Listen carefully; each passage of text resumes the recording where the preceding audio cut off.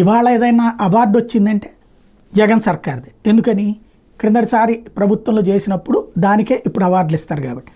మొన్నదాకా అవార్డులే రాసుకున్నారు కదా.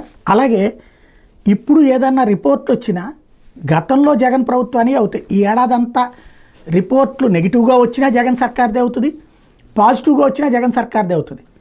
తెలుగుదేశం వాళ్ళేం పాజిటివ్ది తమ ఖాతాలో వేసుకుని నెగిటివ్ అంతా జగన్ ఖాతాలో రుద్దాలనుకుంటే, జగన్ వాళ్ళేమో పాజిటివ్ అన్నీ తమ ఖాతాలో పెట్టుకుని నెగిటివ్ మాత్రం వాళ్ళ ఖాతాలో వేయాలని చూస్తున్నారు. ఇప్పుడు అందులో సాక్షి రాసుకొచ్చినటువంటి ఒక వార్త, మహిళల మీద నేరాలను రాష్ట్రాల వారీగా చూస్తే పశ్చిమ బెంగాల్ దేశంలో మొదటి స్థానంలో ఉంటే ఆ రాష్ట్రంలో 25 మంది ఎంపీలు ఎమ్మెల్యేల మీద కేసులు ఉన్నాయి.